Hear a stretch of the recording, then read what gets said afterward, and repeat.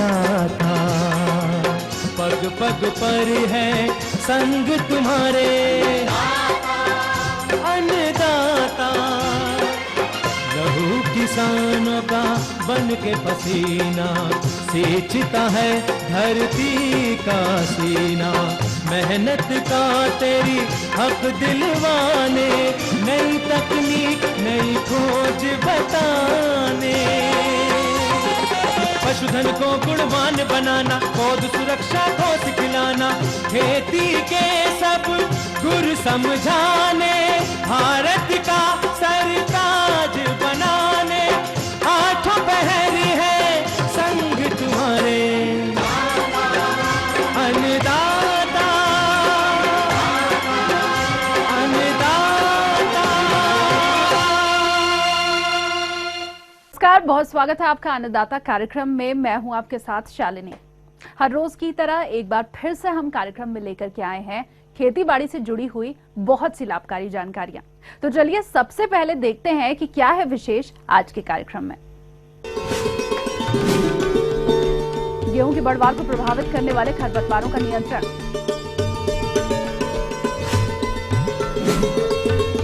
ठंड के मौसम में दुधारू पशुओं की देखभाल पर जानकारी,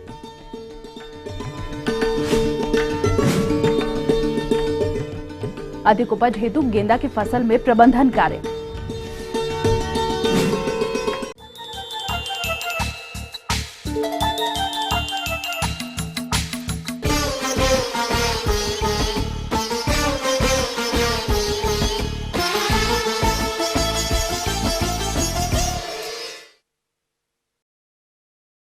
हमारे राज्य में गेहूं की खेती व्यापक क्षेत्र में की जाती है और इसकी खेती में खरपतवारों की समस्या प्रमुख रूप से देखने में आती है, जिनका समय पर अगर नियंत्रण नहीं किया गया तो उपज में भारी कमी देखने को मिलती है।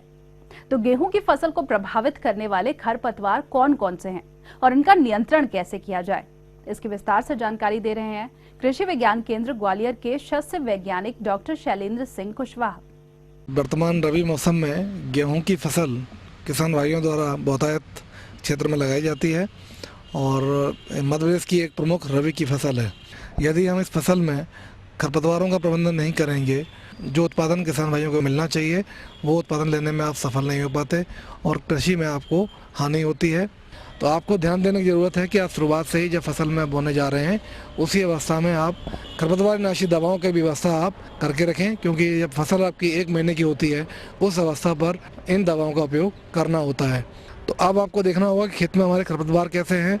फसल की बोने के बाद 15-20 दिन की जब फसल होती है उस अवस्था में खेत में घूमें और देखें कि पौधों में यदि आप आधार भाग पर लालामी कुछ पौधों में पाते हैं, यानी कि पौधों के जहाँ जड़ तना मिलते हैं वहाँ पर लाल रंग या गुलाबी रंग दिखाई देता है, तो समझ लीजिए ऐसे पौधे गेहूं के पौधे नहीं हैं, बल्कि ये गेहूं का मामा या गेहूंसा के पौधे हैं, जो कि एक खरपतवार है।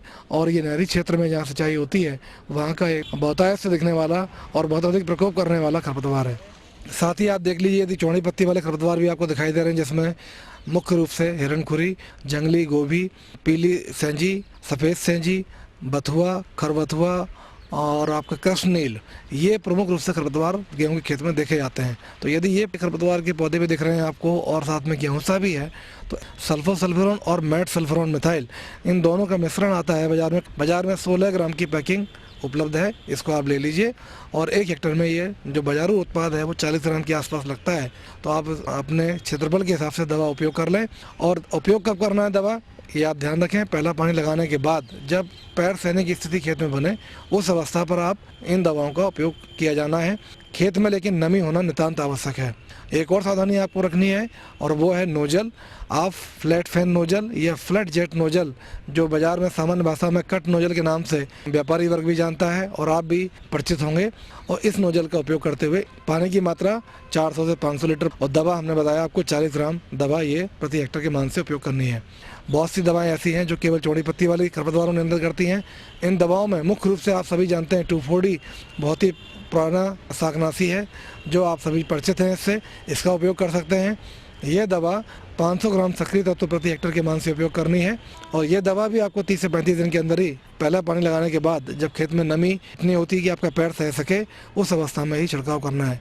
इसके अलावा एक दवा जो आती है वो मेट सल्फ्यूरॉन दवा है, नया हर्बिसाइड है, नया शाकनाशी है, कम मात्रा में उपयोग में होता है। ये 20 से 25 ग्राम जो बाजारू उत्पाद है ये आपको बाजार में जो मिलता है उसका उपयोग करना है। सॉल्यूशन बनाने के लिए इसका जो आप बनाएंगे तो पाउडर फॉर्म में आती है ये, तो वेटेबल पाउडर जो आपको मिलेगा 1 एकड़ का, इसको आप 10 लीटर पानी में अच्छी तरह से घोल लें। घोलने के बाद इसमें एक आधा लीटर की बोतल आपको और मिलेगी, उसको भी मिला दें सर्फेक्टेंट, और मिलाने के बाद ये जो सॉल्यूशन बनेगा ये मदर सॉल्यूशन आपका तैयार हो जाएगा। इसमें से 1 लीटर मात्रा लें और एक टंकी में मिला करके आप छिड़काव कर दीजिए। नोजल इसमें भी आपको फ्लड फैन या फ्लैट जोट नोजल का ही उपयोग करना है। इसके अलावा एक और शाकनाशी बाजार में उपलब्ध है सल्फोसल्फिरोन, इसका भी आप उपयोग कर सकते हैं। ये भी आपकी चौड़ी पत्ती और सकरी पत्ती दोनों को नियंत्रित करता है। इन दवाओं के अलावा क्लोडिनोफाप जो दवा है ये कई नाम से बाजार में आती है, इसका उपयोग कर सकते हैं। ये उस अवस्था में उपयोग की जाती है जब खेत में आप देख लें कि गेहूँ का मामा या गेहूँ साग और जंगली जई यानी कि सकरी पत्ती वाले खरपतवार हैं और चौड़ी पत्ती वाले खरपतवार आपको नहीं दिखाई दे रहे हैं, तो ऐसी स्थिति में आप टॉपिक या ये क्लोडिनोफाप जो दवा है इसका उपयोग करें। तो इस प्रकार से यदि आप इन गेहूं के खेत में इन दवाओं को खरपतवारों के अनुसार देखते हुए उनका चयन कर लें और सही समय पर सही विधि से जो हमने बताया है सही नोजल का उपयोग करते हुए यदि उपयोग करते हैं तो आपके गेहूं की फसल में खरपतवारों का प्रकोप खत्म हो जाएगा और आपका उत्पादन जो है 30 से 40% आपका अधिक उत्पादन में वृद्धि होगी। तो ये थी कुछ उपयोगी जानकारियां। अब लेंगे एक छोटा सा ब्रेक, जल्द हाजिर होंगे।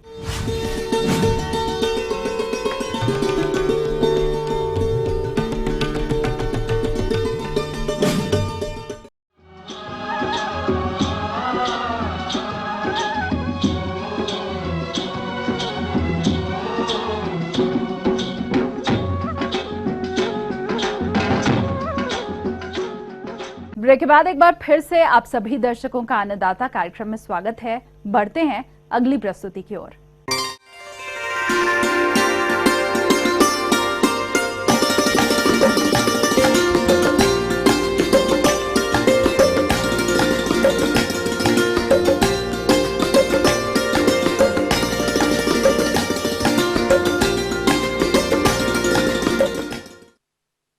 हमारे राज्य के जिन किसान भाइयों ने इस समय गेंदा की फसल लगा रखी है वो इस फसल से अधिक उपज प्राप्त करने के लिए इस समय इसमें कौन कौन से प्रबंधन कार्यों को अपनाएं, इस विषय पर जानकारी के लिए आइए मिलते हैं विषय विशेषज्ञ डॉक्टर संतोष कुमार से। किसान भाइयों नमस्कार। आज मैं आपको गेंदे की खेती के बारे में जानकारी दूंगा। गेंदा एक ऐसा फूल है जो हर उत्सव पर प्रयोग में लाया जाता है और बाजार में आजकल इसकी काफी मांग बढ़ रही है। किसान भाई इसको पूरे वर्ष लगा सकते हैं, पूरे वर्ष लगा के और इससे अधिक लाभ कमा सकते हैं। इसमें मुख्य रूप से 2 तरह की किस्में होती हैं, एक तो अफ्रीकन किस्में और एक है फ्रेंच किस्में। अफ्रीकन किस्में वो किस्में हैं जो बड़े आकार का फूल देती हैं और फ्रेंच वो किस्में हैं जो छोटे आकार का फूल देती हैं, उनको जाफरी भी कहते हैं हम लोग। तो दोनों ही किस्मों के बारे में बताना चाहूँगा कि किसान भाई इसको वर्ष में 3 बार लगा सकते हैं, जो खास तौर से अफ्रीकन किस्में हैं। और इसकी जो किस्में जो बाज़ार में उपलब्ध हैं आजकल, हमारे पूसा से 2 किस्में निकली हैं, पूसा नारंगी और पूसा बसंती। फ्रेंच में एक किस्म है पूसा अर्पिता। किसान भाई इन किस्मों को प्रयोग करके वर्ष भर गेंदा उगा सकते हैं और उससे अधिक लाभ कमा सकते हैं। इसका जो लगाने का समय है, खास तौर से मैदानी क्षेत्रों में हम लोग जो फूल के लिए लगाते हैं वो अक्टूबर में इसकी रोपाई करते हैं। इसका मतलब उससे 1 महीने पहले आपको इसकी पौध तैयार करनी पड़ेगी। पौध तैयार करने का वही तरीका है जैसे किसान भाई सब्जियों की पौध, टमाटर, बैंगन, मिर्च की जो पौध तैयार करते हैं उसी प्रकार से इसकी भी पौध तैयार कर सकते हैं। और 1 हेक्टेयर में रोपाई के लिए लगभग 1.5 किलो बीज की आवश्यकता पड़ती है। कुछ किसान भाई जो बीज उत्पादन करना चाहते हैं गेंदे का, उसका जो रोपाई का समय है वो नवंबर का महीना होता है। पर बीज तैयार करने में काफ़ी कठिनाई होती है क्योंकि कम से कम 1 किलोमीटर के दायरे में कोई दूसरा गेंदा नहीं लगाना चाहिए, तभी आपको शुद्ध बीज बन पाएगा। अन्यथा शुद्ध बीज बनाने में बहुत परेशानी होगी क्योंकि इसकी जो आइसोलेशन डिस्टेंस है, जो दूरी है दूसरी किस्मों से कम 1 किलोमीटर रखनी पड़ती है। इसमें लगाने से पहले खेत में 200 से 250 कुंटल कम से कम 1 हेक्टेयर में गोबर की बढ़िया सड़ी हुई खाद मिला दें जुताई के समय। और रोपाई से पहले क्यारियां बना के उसमें डीएपी और पोटास लगभग 1-1.5 कुंटल के हिसाब से लगभग 200 किलोग्राम नाइट्रोजन, 200 किलोग्राम फास्फोरस और 200 किलोग्राम पोटास तीनों मिला के और ये ज़मीन में मिला देंगे। नाइट्रोजन की जो आधी मात्रा है उसको रोक लेंगे, वो हम रोपाई के लगभग 1 महीने बाद उसमें खेत में देते हैं। अच्छा, यहाँ किसान भाइयों को बता दूं मैं कि जैसे ही आपका पौधा खड़ा होगा, लगभग 1 हफ्ते में या 15 दिन में वो 6 इंच का आकार ले लेगा। अगर आप उसको जैसा चल रहा है वैसे छोड़ देंगे तो उस पर तुरंत फूल की कलिका आ जाएगी और एक फूल बनके उसमें खिल जाएगा। वो हमें एक फूल नहीं चाहिए, उसको किसान भाई तुरंत तोड़ दें। उसको कहते हैं हम लोग पिंचिंग कहते हैं। जो वृद्धि कलिका है उसको तोड़ देंगे तो उससे ये फायदा होगा कि हमारे साइड में और शाखाएं निकलेंगी। साइड में जब शाखाएं निकलेंगी, हो सकता है वो 4 या 5 शाखाएं हों। अगर आपको लग रहा है कि हाँ हमें फूल का भी अच्छा कीमत मिल सकती है, तो उन 4-5 शाखाओं पे जो फूल आ रहा है उसको आप ले लें। अगर आपको लग रहा है कि नहीं हमें अभी 15-20 दिन तक और फूल नहीं लेना है, तो जो शाखाएं थी उनके पे जो पुष्प कलिका है या जो वृद्धि वाली कलिका है उसको भी तोड़ देंगे। तो इस बार 2 बार इसमें पिंचिंग करेंगे 15-15 दिन के 20-20 दिन के अंतर पे, तो उससे हमारा जो पूरा पौधा है एक बड़ा झाड़ के रूप में बन जाएगा और लगभग उस पर 50 से 60 फूल एक साथ आएंगे। उससे ये फायदा होगा हमारा, जो फूल आएंगे वो मध्यम आकार के होंगे, गुथे हुए होंगे और अच्छे बंधे हुए फूल होंगे। इस प्रकार रोपाई से लेकर फूल आने तक लगभग 70 से 75 दिन का समय लगता है। तो किसान भाई अगर चाहें तो पहले से ये प्रोग्राम बना सकते हैं कि भाई हमारे त्योहार कब हैं, शादी विवाह कब हैं, उसी के हिसाब से हम रोपाई करें, जिससे हमें 70 से 75 दिन के अंदर फूल प्राप्त हो जाएं। अच्छा, ये अवश्य ध्यान रखें कि जिस खेत में आपने गेंदा लगा रखा है उसमें हमेशा नमी बना के रखें। अगर वो नमी नहीं होगी उसमें, तो जो गेंदे के फूल के नीचे जो हरा भाग है वो फट जाएगा और आपका पूरा फूल बेकार हो जाएगा। इसलिए हमेशा नमी बना के रखें। दूसरा, गेंदा खुद ऐसा फूल है कि जो दूसरों की बीमारियों को, कीड़ों को भगाता है, इसलिए इसमें बीमारी और कीड़े बहुत कम आते हैं। इसलिए इसमें किसी उपचार की आवश्यकता नहीं होती है। और ख़ास तौर से जब आप फूल की तोड़ाई कर रहे हैं उस समय तो खेत में नमी अवश्य होनी चाहिए, क्योंकि अगर नमी नहीं होगी तो वो आपका जो फूल है वो तुरंत मुरझा जाएगा, क्योंकि ये पानी इसको बहुत ज़्यादा चाहिए होता है।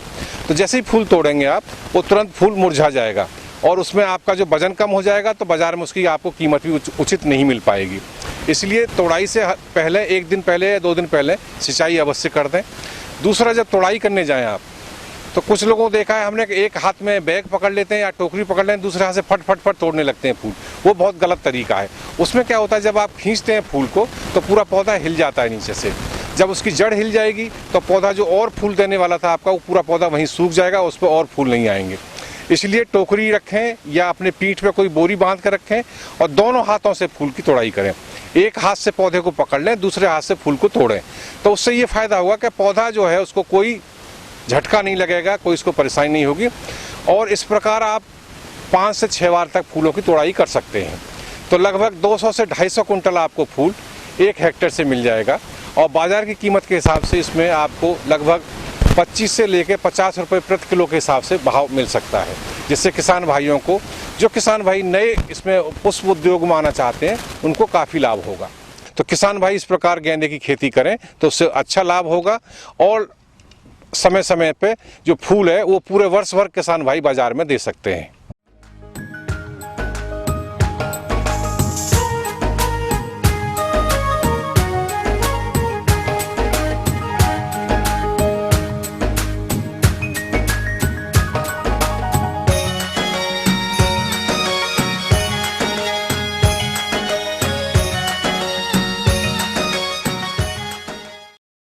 हमारे प्रदेश के जिन किसानों ने आंवला के पौधे लगा रखे हैं, वो इनसे गुणवत्ता युक्त फलों की उपज हेतु कौन कौन से प्रबंधन कार्यों को संपादित करें, साथ ही फलों की तुड़ाई और मूल्य संवर्धन किस प्रकार से किया जाए ताकि अधिक लाभ मिल सके, इन सभी बिंदुओं पर जानकारी दे रही हैं विषय विशेषज्ञ डॉक्टर सुचित्रा दाधीच।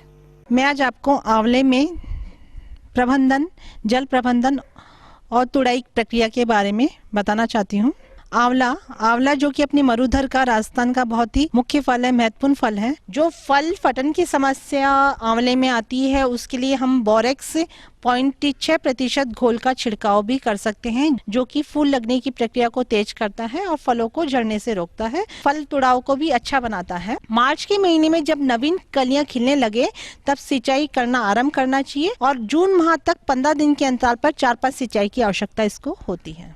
फल नवंबर दिसंबर में, जो कि अभी कंडीशन है, फल पौधों पे बहुत आ रहे हैं, पकता है। कृष्णा जो किस्में इसके NS7 और NS6 जो किस्में हैं, इसका फल बड़ा अच्छा होता है, फल की किस्में बहुत अच्छी हैं, फल बहुत जल्दी भी मिल जाता है अपने को इसमें। वर्तमान में सभी पौधों में अच्छी मात्रा में आंवला आ रहा है, तो आंवले की अब जो तुड़ाई करनी है अपने को उसके बारे में अपन चर्चा करेंगे।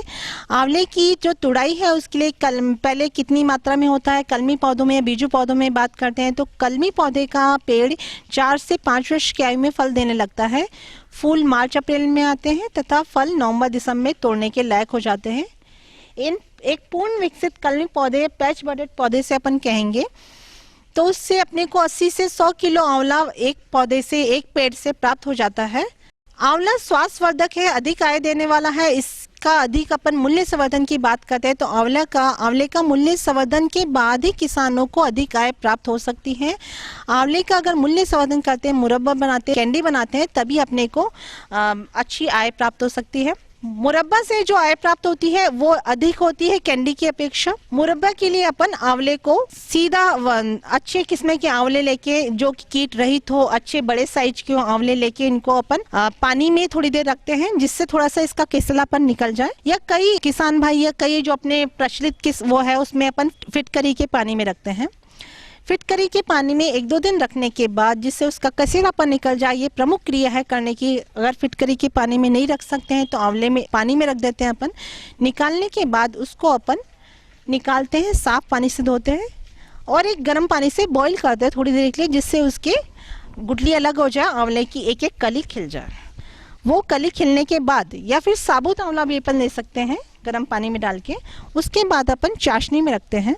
चाशनी पहले थोड़ी कम शक्करा की बनाते हैं, 2 दिन उसमें रखेंगे, फिर उसमें थोड़ी शक्करा और डालेंगे, 1 तेज शक्करा और डालेंगे। अगर अपने को 1 किलो शक्करा लेनी है तो पहले चाशनी अपने को बनानी है 250 ग्राम शक्करा की। दोबारा अपन आंवला लेके उसमें डालते हैं तो फिर अपन मात्रा बढ़ाते जाते हैं 250 ग्राम। 2 दिन रखेंगे फिर 250 ग्राम बढ़ाएंगे, 3 दिन तक आंवलों को उसमें रखेंगे फिर 250 ग्राम बढ़ाएंगे। इसी तरह 1 किलो शक्करा पूरी करते हैं, लेकिन 2-2 दिन के अंतर पर शक्करा की मात्रा, उसकी कंसंट्रेट, उसकी सांद्रता शक्करा की बढ़ाते जाते हैं। ये आंवला पूर्ण रूप से जब तैयार हो जाता है पूरी तरह, तो अपन बाजार में बेचने योग्य हो जाता है। इन सभी बातों को जो बताई गई अगर समय रहते करते हैं अपन तो अपने को अच्छा लाभ प्राप्त होता है। और अपन मूल्य संवर्धन पे, आंवला की मूल्य संवर्धन पे ज़्यादा ध्यान दें, ज़्यादा अपन प्रेषित हो, अग्रसित हो तो ज़्यादा अपने को अच्छी अधिक आय प्राप्त होगी। आगे और भी है कुछ रोचक जानकारियां, पर यहाँ पर रुकेंगे एक और ब्रेक के लिए, जल्द हाजिर होंगे।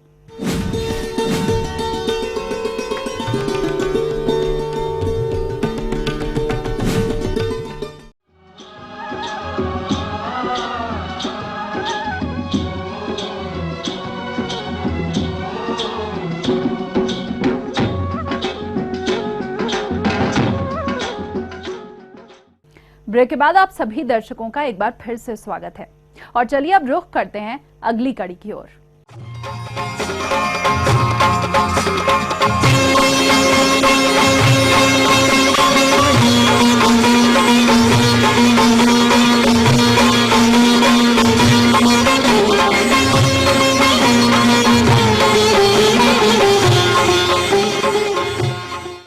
प्रदेश के अधिकतर किसान भाई गाय और भैंस पालन करते हैं, लेकिन इनसे अधिक लाभ तभी संभव है जब इसकी देखरेख और प्रबंधन मौसम के अनुसार किया जाए।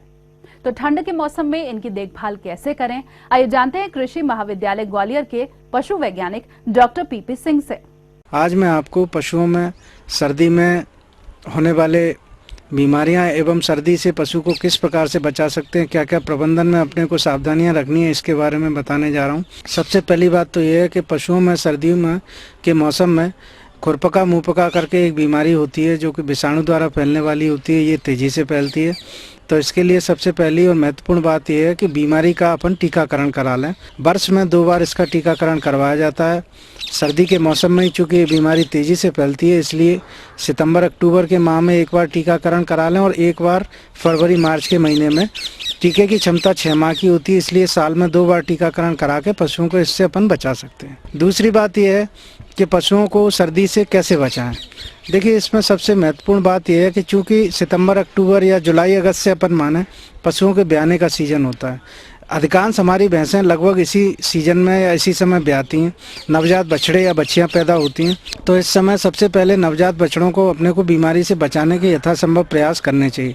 सबसे पहली और महत्वपूर्ण बात यह है कि जो भी नए बच्चे बछड़े या बच्चियां हैं उनको पर्याप्त मात्रा में प्रथम दूध या खीस जिसको बोलते हैं या कोलेस्ट्रम अंग्रेजी भाषा में बोलते हैं उसका सेवन कराएं। शरीर भार के 1/10 भाग के बराबर कोलेस्ट्रम की मात्रा पिलवानी है। दूसरी बात यह है कि पशुशाला या जो पशु का बाड़ा है उसको टाट की बोरियों से यथासंभव जो खिड़की या वेंटिलेशन अपन ने पशुशाला में या बाड़े में दिए हैं उनको बोरों से ढक के रखें, जिससे कि डायरेक्ट जो सर्दी है या डायरेक्ट ठंडी हवाएं कभी कभी जो चलती हैं वो पशु शेड में न प्रवेश करें और पशुओं का बचाव करें। दूसरा, जो बड़े पशु हैं जो कि अच्छे दूध देने वाले पशु हैं उनको भी सर्दी से बचाने के यथासंभव प्रयास करें। इसके लिए उनको टाट की बोरियों से अपन पूरा ढक सकते हैं, जिसको किसान भाई आम भाषा में झूल बोलते हैं। झूल टांग दें पशुओं के ऊपर। छोटे बच्चे हैं उनको भी अपन पर्याप्त मात्रा में झूल टांग के सुरक्षित कर सकते हैं। यदि इसके बावजूद भी अपने को यदि ऐसा महसूस होता है कि पशुशाला में पर्याप्त मात्रा में गर्मी नहीं है तो आग जला के हीटर का प्रयोग भी अपन कर सकते हैं पशुओं को कृत्रिम गर्मी देने के लिए। लेकिन सबसे महत्वपूर्ण बात यह है कि यदि आग जला के अपन पशु को गर्मी देने का प्रयास कर रहे हैं तो शेड में ऊपर की साइड से वेंटिलेशन होना चाहिए, या मतलब ऐसी व्यवस्था होनी चाहिए कि धुआं न शेड में भरे, क्योंकि धुआं मरने से भी परेशानी हो जाती है। इसके अलावा पशुओं में जो चारा है उसका भी प्रबंधन ठीक ठाक तरीके से करें। सर्दी के मौसम में बरसीम की फसल आ जाती है तो बरसीम लगभग 20 से 25 किलोग्राम बरसीम प्रतिदिन प्रति पशु के हिसाब से अपन दे सकते हैं। संतुलित दाना दें, पर्याप्त मात्रा में उनको पानी दें और पानी शुद्ध होना चाहिए, उसमें किसी प्रकार की मिलावट से मेरा मतलब दूषित पानी नहीं होना चाहिए। दूसरा क्या है कि पशुओं में अपन डिवर्मिंग की प्रक्रिया भी कराते हैं, उसका भी विशेष रूप से ध्यान करें। डिवर्मिंग से मेरा तात्पर्य ये है कि वैसे तो बड़े पशुओं में 6-6 महीने के अंतराल पर साल में 2 बार अपन डिवर्मिंग या कीड़े मारने की दवाई खिलाने वाली या पिलाने वाली अपन देते ही हैं। लेकिन यदि वो समय अपन ध्यान ना रखें तो मोटा मोटा एक अंदाज़ा ये रखें कि बरसात से पहले एक बार करा लें और एक बार बरसात के बाद में। चूँकि अगस्त सितंबर के बाद बरसात बंद होती है तो इस समय डिवर्मिंग की प्रक्रिया कराना भी उचित रहता है। इसी प्रकार से छोटे बच्चे या बछड़े बच्चियां जो रहते हैं उनमें भी अपन डिवर्मिंग करा सकते हैं। पिपराजिन करके एक बहुत अच्छी दवाई आती है, 30 मिलीलीटर की शीशी बाजार में उपलब्ध है, इसका प्रयोग करके अपन डिवर्मिंग करा सकते हैं और अपने छोटे बच्चों को इस बीमारी जो परजीवियों द्वारा लगने वाली बीमारियां होती हैं इनसे बचा सकते हैं। इसके अलावा जो हमारे नए ब्याए हुए पशु होते हैं, चाहे गाय हो या भैंस हो, उनमें ब्याने के तुरंत बाद लगभग 4-5 दिन तक उनको गुनगुना करके पानी में मिला के उनको देना चाहिए। इससे कि बच्चेदानी की साफ़ सफाई ठीक रहती है और जो मलबा निकलता है लगभग 1 माह के समय तक, उससे बच्चेदानी की सफाई पर्याप्त मात्रा में अच्छी तरह से हो जाती है और अगली बार जो हीट में आने का समय है वो थोड़ा सा ठीक हो जाता है। जनरली क्या होता है, किसान भाई ब्याने के बाद में उतनी केयर नहीं करते और इसके कारण कई बार छोटे मोटे इन्फेक्शन उसमें रह जाते हैं और जिससे कि अगली बार भैंस या गाय गर्मी में प्रॉपर समय से नहीं आती, लेट आती है। लेकिन यदि हम इन सब प्रबंधन के उपायों को शामिल करेंगे तो निश्चित रूप से ही हमारी गाय या भैंस हीट में प्रॉपर तरीके से आ जाएगी, बच्चेदानी की सफाई प्रॉपर हो जाएगी और अपन इस प्रकार से अपने पशुओं को सर्दी में बचा सकते हैं।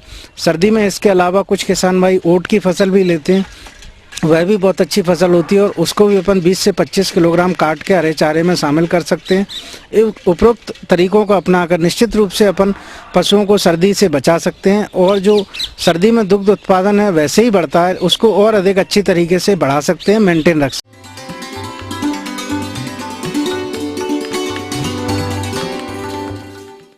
अन्नदाता हेल्पलाइन निःशुल्क फोन संपर्क सेवा के माध्यम से आपके द्वारा पूछी गई समस्याओं में से एक या फिर 2 महत्वपूर्ण समस्याओं को हम अपने कार्यक्रम में शामिल करते हैं और इसी के तहत आज की चयनित समस्या और उसका जवाब इस प्रकार है। निःशुल्क अन्नदाता हेल्पलाइन में आज हमने जिस प्रश्न को शामिल किया है उसे पूछा है ग्राम दलोदा, जिला मंदसौर के मंगल गोस्वामी ने।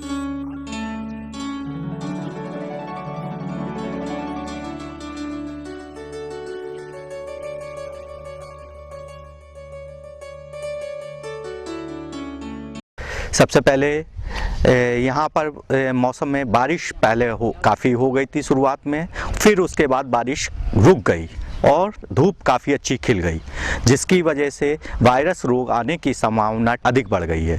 तो किसान भाइयों, सबसे पहले ग्रसित पौधों को पहचानने का लक्षण ये है, जो पौधे की स्वाभाविक वृद्धि होती है, स्वाभाविक वृद्धि ना होकर पौधा बौना हो जाता है, पत्तियां संकुचित हो जाती हैं, ऊपर से मुरझाई हुई लगती हैं और उसमें फूल और फल की मात्रा कम हो जाती है।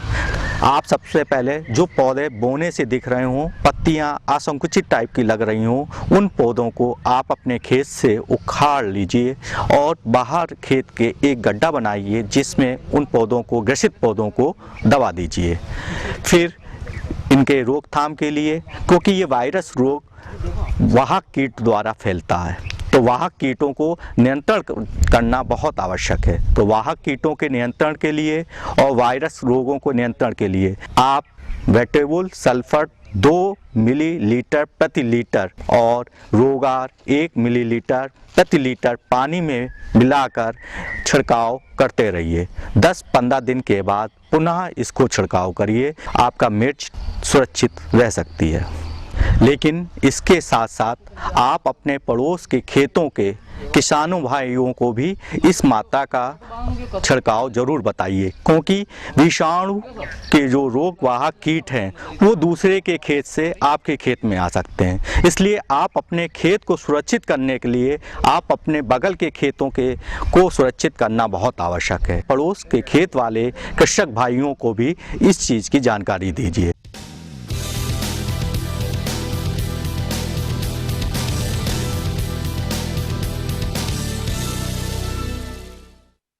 राज्य की विभिन्न मंडियों में कृषि उत्पादों के चढ़ते उतरते बाजार भाव की संक्षिप्त जानकारी इस प्रकार है।